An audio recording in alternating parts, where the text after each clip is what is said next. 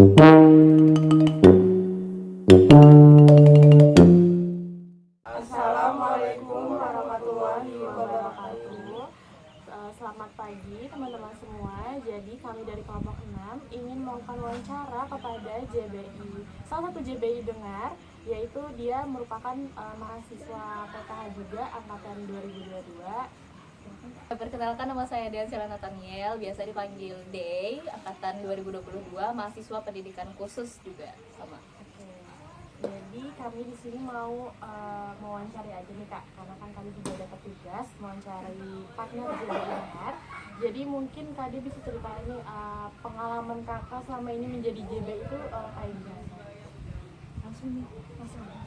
Pengalaman jadi JBI yang susah atau yang senang? Kalau misalnya yang senangnya senang kan dapat pengalaman baru. Iya, karena kan walaupun bisa berisyarat tapi kan nggak semua orang juga bisa mengungkapkan apa yang dijuru bahasakan isyaratnya. Terus susahnya mungkin di kondisi kalau misalnya JBI-nya nggak langsung ke teman tulinya, misalnya kayak di layar, itu kan susah monitoring keadaan, kayak dengar suaranya, apalagi pas masa-masa riweh tuh kayak ribut kan, nggak tahu tuh di dalam tuh di luar sana bicara apa, takut kaminya yang nggak dengar.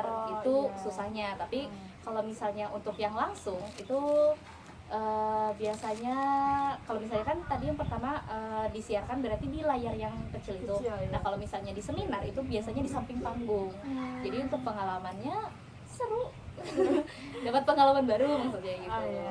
Kak Dia kan juga pernah nih jadi JBI di PKKMB kemarin. Nah itu gimana tuh Kak? Sulit nggak atau kayak gimana?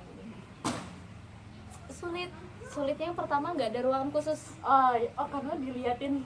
Bukan, karena kan di depan panggung, kami tuh di belakang panggung, bukan di ruang khusus yang kedap suara tuh, enggak. Jadi kami di belakang panggung, yang dimana belakang panggung itu tuh kan banyak orang yang juga siap-siap untuk misalnya ada yang pensi, siapnya di belakang panggung. Dan susahnya juga kemarin tuh karena kami pas di belakang panggung dan ada kamera, biasanya orang lalu lalang. Kalau misalnya kalian lihat tuh di YouTube, ada orang yang tiba-tiba lewat terus kameranya tergeser. Nah itu susahnya kalau misalnya kemarin. Tapi senangnya karena speakernya tuh disediakan khusus untuk kami. Jadi ada di sini kamera, di bawahnya itu televisi untuk melihat kegiatannya. Terus yang di bawahnya lagi itu ada speaker. Jadi dari speaker itu kami nggak terlalu susah untuk mendengarkan yang di depan berbicara karena ada speakernya di bawah. Gitu. Senangnya itu, susahnya yang tadi. Berarti kan kemarin itu gantian juga kan Kak. Nah itu tuh pembagiannya tuh kayak gimana tuh Kak? Atau kayak gimana? Oke. Untuk pembagian kan biasanya untuk ini khusus PKKMB kan? Iya, PKKMB. Oke, untuk PKKMB universitas kemarin kami ada 3 orang. Nah, untuk pembagian 3 orang itu kami lihat di rundown acara.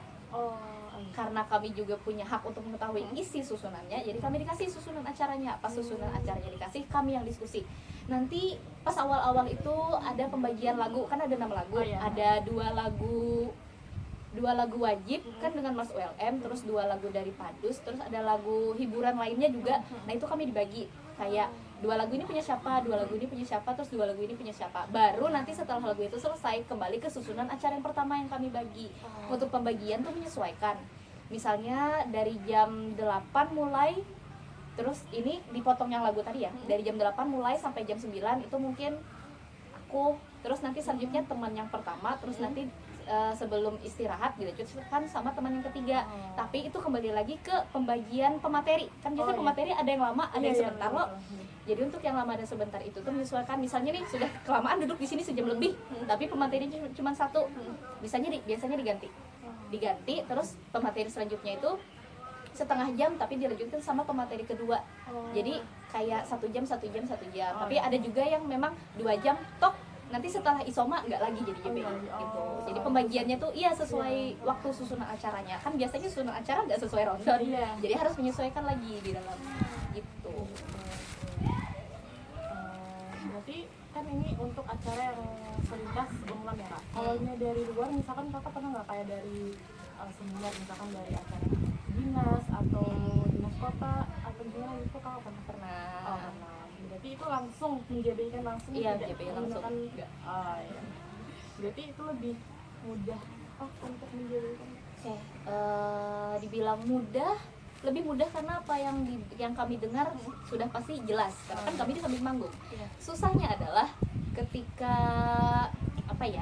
ketika berinteraksi langsung dengan teman tulinya, karena bedanya dengan yang di monitor, kan di monitor kami di belakang layar layar dan nggak bisa lihat kan interaksi teman tuli. Sedangkan kalau misalnya di depan langsung dengan teman tuli, biasanya ketika kami men-JBI itu tuh mereka bisa langsung memotong isyarat kami kayak itu maksudnya apa, karena kan tiap isyarat kan beda-beda. Jadi artinya apa, jadi kalau misalnya ada yang nggak mereka pahami, tiba-tiba mereka tanya ke JBI-nya langsung, nggak tanya ke yang narasumbernya, nggak tanya ke JBI kayak bentar itu apa, itu artinya apa, jelasin, mereka dijelasin gitu kayak ya udah mau nggak mau disimpan dulu nih tentang pemateri tadi tuh di kepala, baru dijelaskan dulu ke mereka yang nggak paham gitu. Dan biasanya kalau misalnya aku men-JBI itu tuh tunggu narasumbernya selesai ngomong baru aku men-JBI.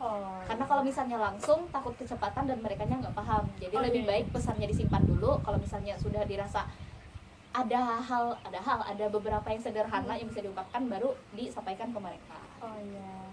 Juga kan salah satu kesan kita pada saat menjadi JB itu kan bagaimana cara kita mengolah informasi supaya teman-teman tuli itu paham gitu kan, karena kan banyak mungkin lagi dari acara dinas itu kan bahasanya lumayan berat-berat kan ya mungkin, jadi teman tuli perlu disederhanakan lagi ya.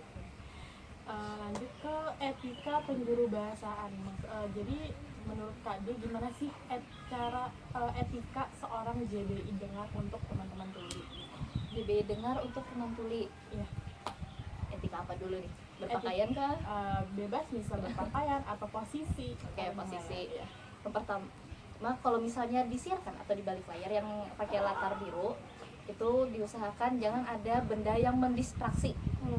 Makanya JBI pakai baju hitam, itu bukan tanpa sebab. Pasti kalian udah tahu lah kenapa. Terus nggak boleh pakai perhiasan, kayak aksesoris apapun, kayak gelang, jam tangan, terus kayak gelang, kalung, bahkan ini minus nih, tapi pas jadi JBI kacamata pun kalau bisa sebisa mungkin dilepas, karena takut gerakannya yang bagian muka itu tuh malah tertutup dengan kacamata, jadi mereka jadi bingung yang harusnya isyaratnya apa, artinya nanti apa karena pakai kacamata. Jadi makanya kemarin bisa mungkin nggak ada aksesoris, bahkan kalau misalnya bisa jangan ada penghalang. Maksudnya penghalang itu tuh misalnya kayak nggak masalah untuk yang non muslim rambutnya digerai nggak masalah, tapi kalau sebisa mungkin dibelakangin aja rambutnya gitu. Terus yang pakai jilbab juga biasanya kalau misalnya emang bisa yang supaya kelihatan bagian seluruh tubuhnya, tapi kalau misalnya enggak tutupin bagian dadanya tapi tidak mendistraksi teman tulinya gitu. Untuk posisi duduk harus tegap dan tidak boleh terdistraksi dengan haluar. Kan biasanya misalnya nih lagi JBI ke depan, hadap depan, terus tiba-tiba ada teman lewat, biasanya spontan kayak hai gitu, dan itu adalah kesalahan yang pernah saya lakukan gitu. Jadi kalau misalnya untuk posisi duduk tegap senyaman mungkin, terus pandangan harus terfokus pada layar, bukan layar, kamera. Dan juga harus penyampaian juga harus jelas. Jadi itu kan kalau misalkan di acara, misalkan kalau kakak lagi di kelas atau misalkan di acara-acara yang biasa diisi oleh mahasiswa, itu kan pasti etikanya kita harus duduk di depan dan menghadapi teman-teman tulinya langsung ya.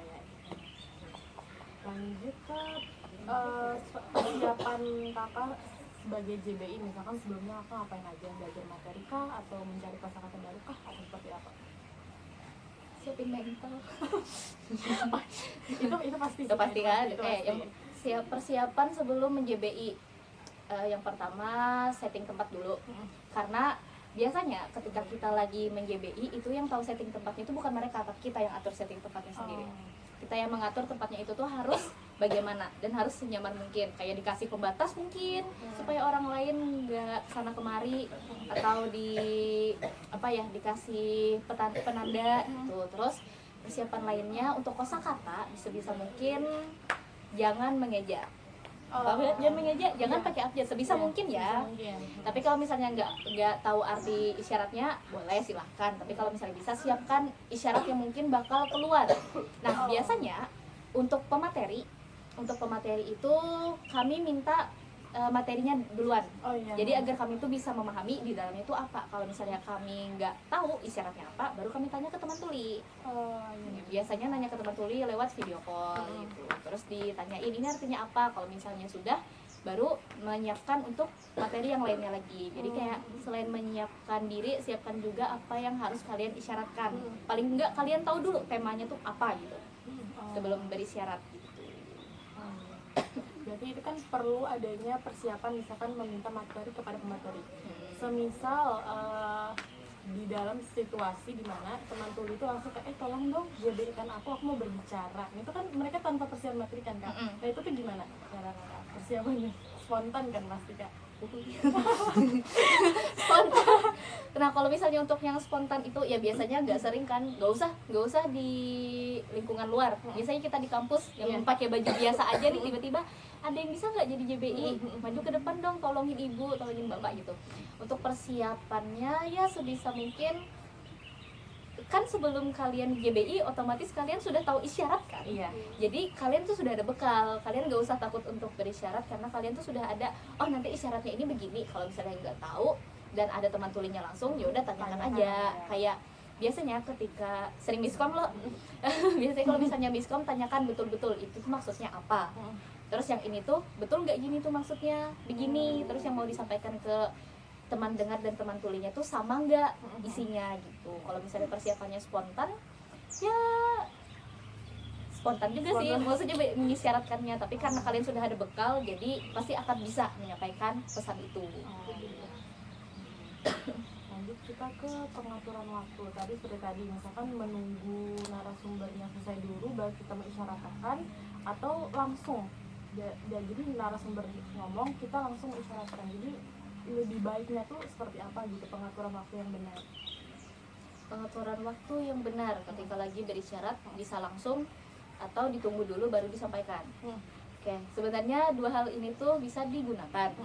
Karena aku juga biasanya apa ya, gantian, kadang langsung kadang ditunggu dulu, itu tergantung dalam konteks. Misalnya konteksnya itu tuh mudah untuk dipahami oleh teman tuli, kalian bisa langsung mengisyaratkan itu. Misalnya sebuah himbauan itu berarti harus langsung kan disampaikan, kayak tolong jangan menggunakan handphone ketika lagi PKKMB. Nah bisa langsung diisyaratkan karena itu kan mudah. Nah kalau misalnya untuk materi, isi materi yang dirasa kompleks, itu kalian harus menyederhanakannya terlebih dahulu baru diisyaratkan. Karena kalau misalnya kalian langsung mengisyaratkan tapi teman tulinya nggak paham, berarti maknanya atau pesannya kan nggak sampai ke mereka. Jadi mau yang langsung atau mau ditunggu dulu baru diisyaratkan itu kembali ke diri sendiri. Gitu. Senyamannya kita kan tergantung pada kondisinya gitu.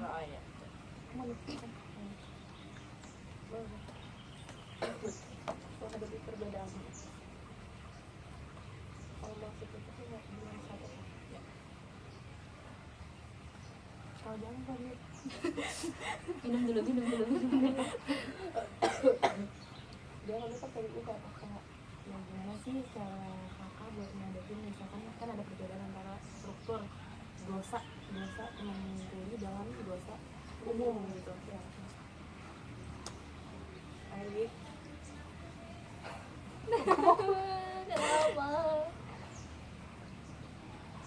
Jadi Kak Day, bagaimana kakak kalau kayak menghadapi perbedaan antara struktur kalimat glosa dengar sama glosa tuli? Berarti ini perbedaan antara teman dengar dan teman tulinya. Ya menghadapi perbedaannya kan ketika kita Misalnya JBI kayak gitu.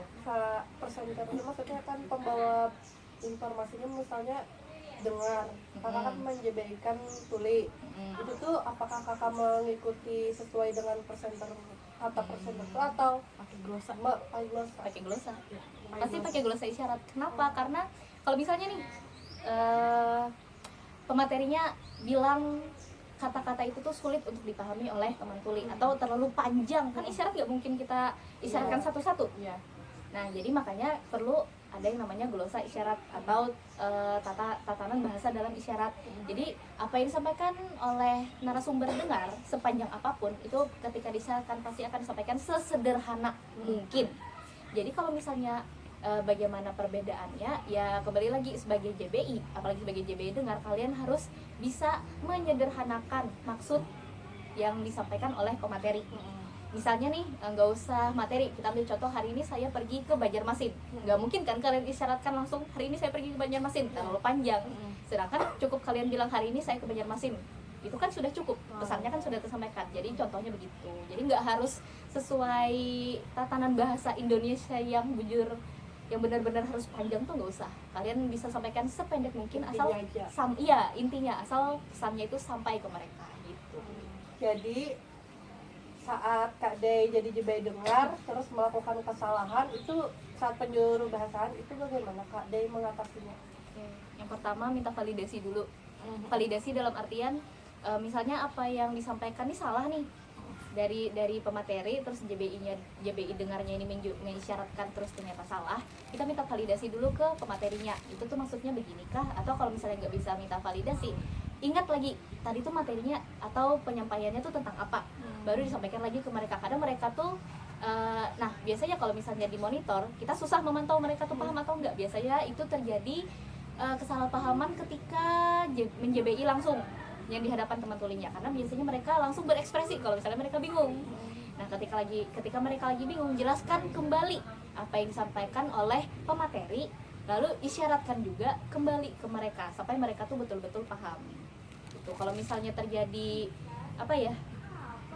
kesalahpahaman arti, itu kalian harus balik lagi mengingat tadi itu tentang apa ya. Kalau misalnya dirasa salah, langsung dikoreksi saat itu juga. Oh, ulang. Tadi salah. Jelaskan lagi. Langsung jelaskan ke materi yang tadi disampaikan sampai mereka paham. Biasanya mereka akan nanya berurut sih, kayak itu maksudnya apa? Oh, yang tadi salah, terus yang tadi yang benar tuh apa gitu. Baru diisyaratkan lagi gitu. Kayak pokoknya kalau misalnya terjadi kesalahpahaman atau salah arti, bisa aja dilakukan pengulangan. Jadi yaitu kalau misalnya ditanya solusinya atau apa sih tadi, mengatasinya, dijelaskan ulang, dijelaskan kembali. Berarti lebih mudah kayak di monitor aja lah, maksudnya kan ada yang bertanya kayak apa Ada kayak plus minusnya. Kalau misalnya di monitor kan bisa mungkin pendengaran kita yang harus jelas. Kalau misalnya secara langsung berarti kita juga akan menambah kosakata karena kan berinteraksi langsung. Karena kalau di monitor kita nggak tahu nih ini sesuatu udah betul. Iya, paham atau mereka kan biar monitor bisa nge-lag ya. Jadi misalnya kita lihat nih, itu tadi apa ya isyaratnya? Soalnya kemarin diprotes. Cerita dikit, kemarin tuh diprotes sama pas PKKMB diprotes.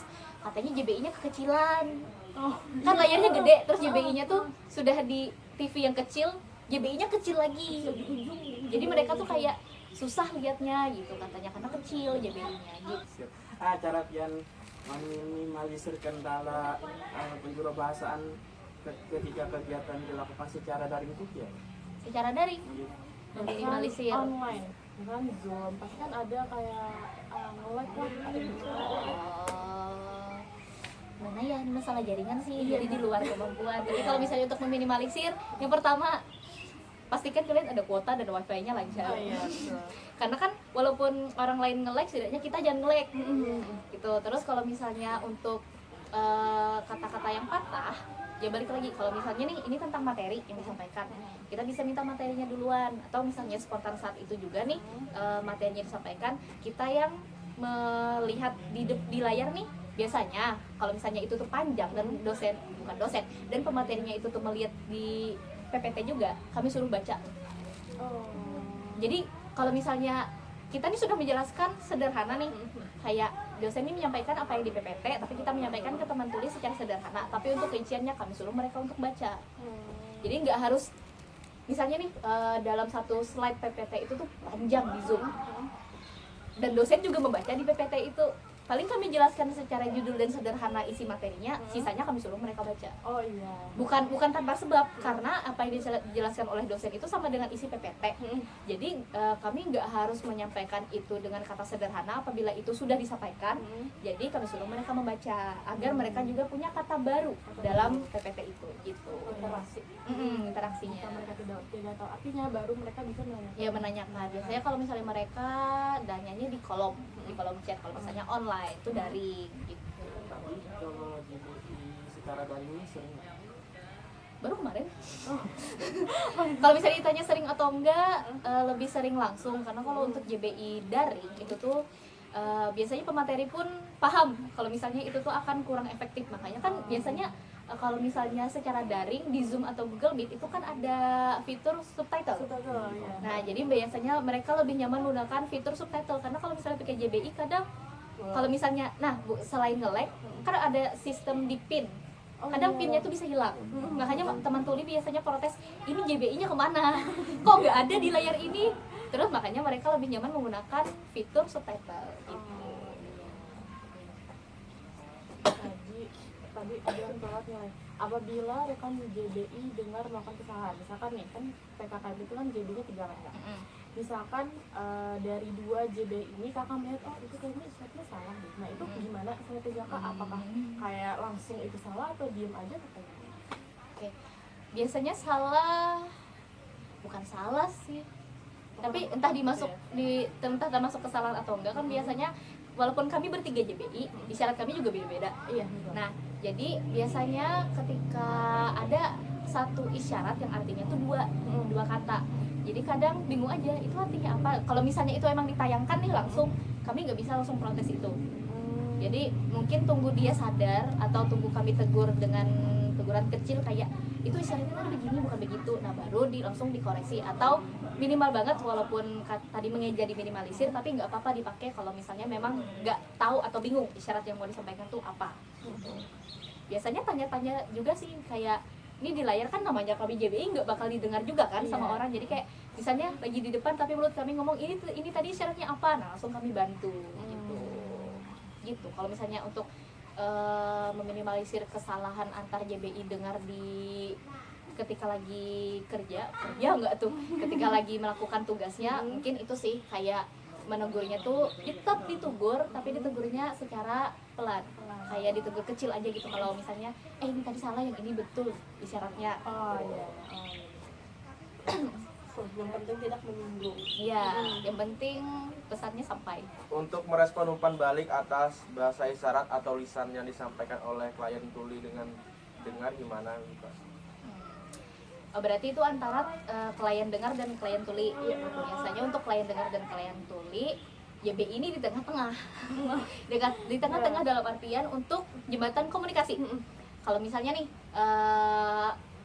teman dengar, klien dengarnya ini tuh bilang atau menanyakan sesuatu tentang apapun itu ke klien tuli, berarti JBI-nya yang jadi isyaratnya. Dibalik lagi, kalau misalnya dari klien tuli mau menanyakan sesuatu, klien dengar yang harus lihat isyaratnya, validasi dulu betul atau enggak.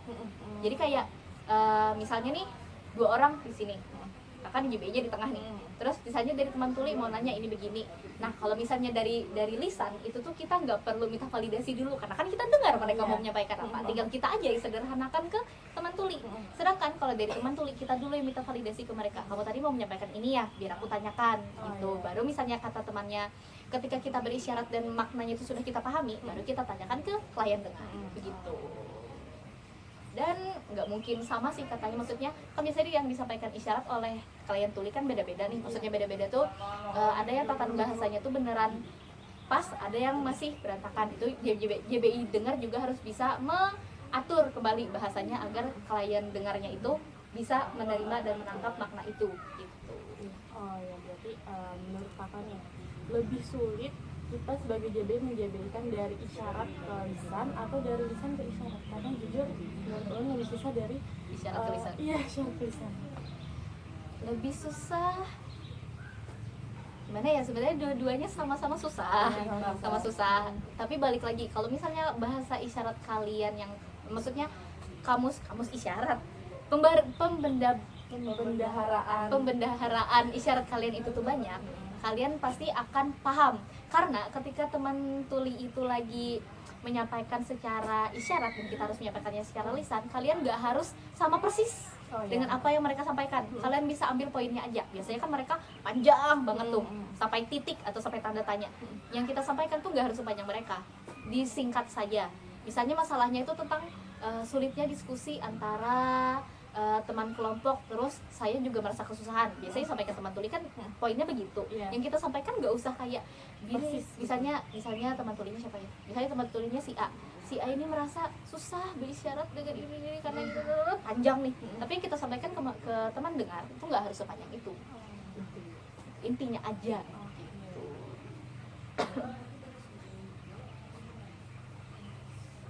Terus gimana cara kakak menjurbahasakan pada tuli yang berbeda bahasa isyarat daerahnya supaya mereka itu tetap paham? Balik lagi, teman tuli bahasa isyaratnya beda-beda. Jangankan daerah, kan di Banjarbaru aja beda isyaratnya yang diartikan mereka. Kucing bahasa isyaratnya menurut si ini beda, menurut si itu beda.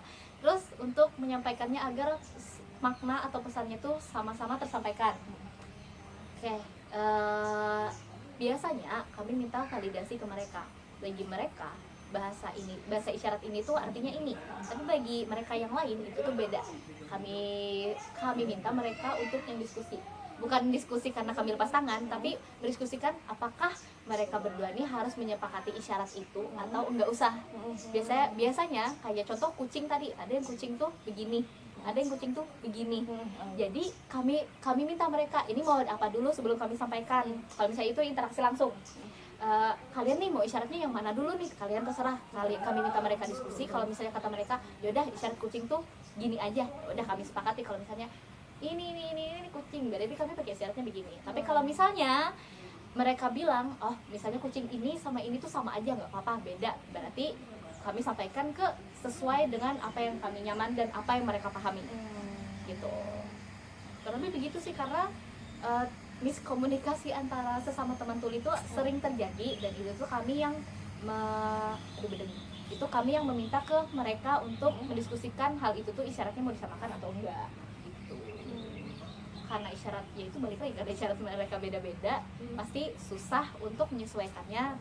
Tapi sebisa mungkin kalau misalnya memang nggak ada titik terangnya, kalian boleh pakai abjad, diajak. Oh iya. Berarti itu juga kayak salah satu, misalkan kakak pernah nggak jadi JBI untuk misalkan tamu dari luar daerah, itu apa? Luar daerah adalah arti yang apa nih?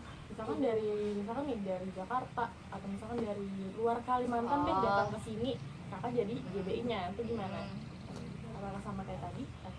Sama kayak tadi juga, karena kan kita JBI bukan pakai Sindi, Bisindo. Iya, Bisindo berarti kita menggunakan tatanan bahasa sesuai budaya tuli. Yang mana kan mereka nggak harus sesuai tatanan bahasa, yang penting paham maknanya. Jadi kalau misalnya isyarat, walaupun isyaratnya beda-beda, balik lagi kita ini dari mana. Kalau misalnya emang dari Kalsel, ya udah apa yang diajarkan sama budaya tuli di Kalsel sesuaikan dengan itu. Nanti kalau misalnya untuk yang kliennya dari luar daerah, kita tanyakan isyaratnya tuh apa, dalam bahasa, dalam isyarat di Jakarta tuh apa, atau dalam isyarat Jogja tuh apa, gitu. Yang penting komunikasi lah. Iya, yang penting komunikasinya sih. Kalau misalnya nggak tahu kan bisa tanya.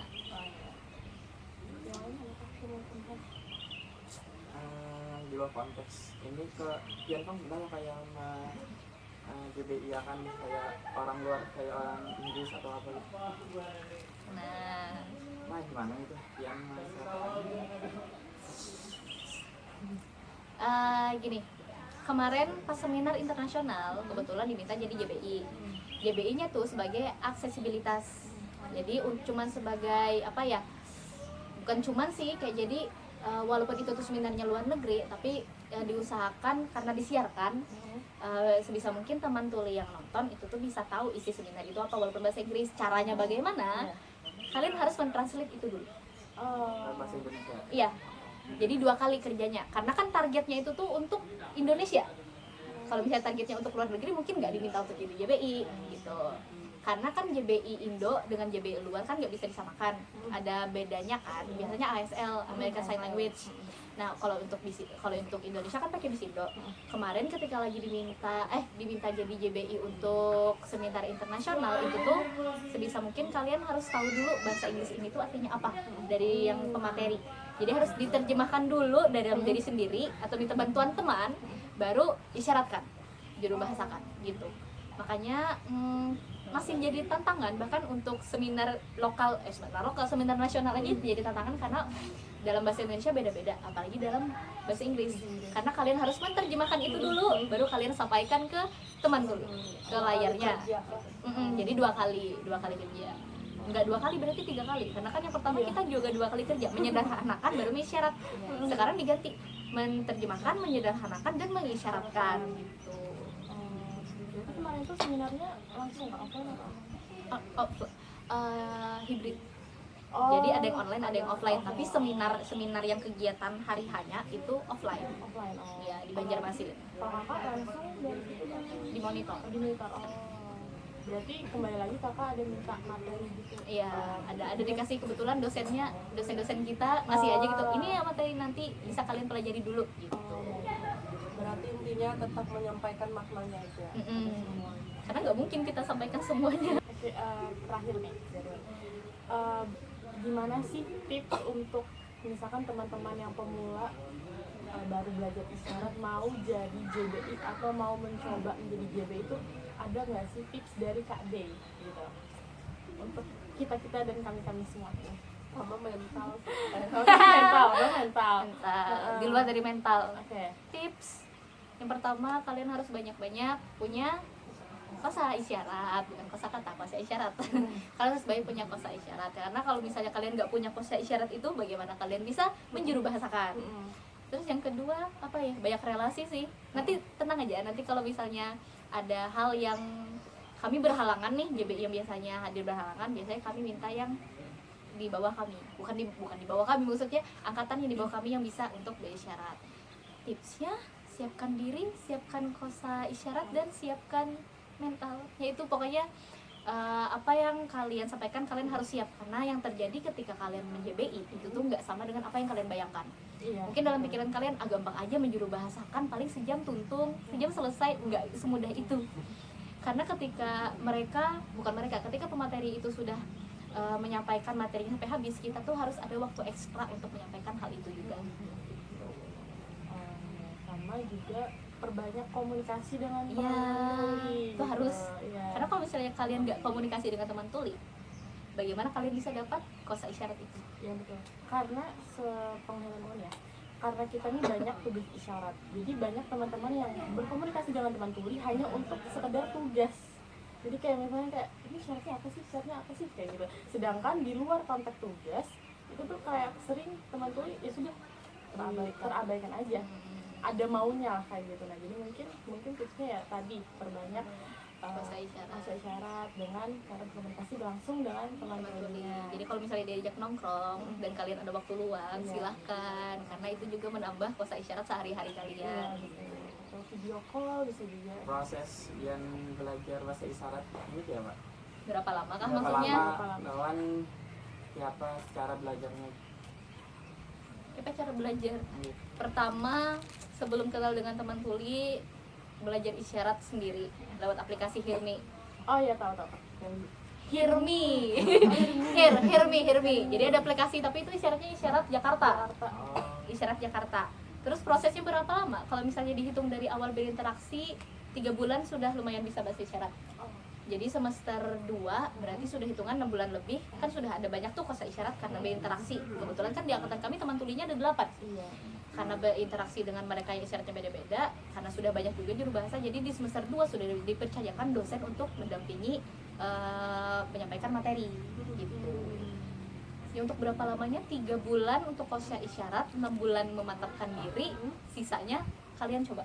Karena kalau misalnya kalian nggak nyoba, kalian nggak bakal tahu bagaimana caranya jadi JBI. Kapan?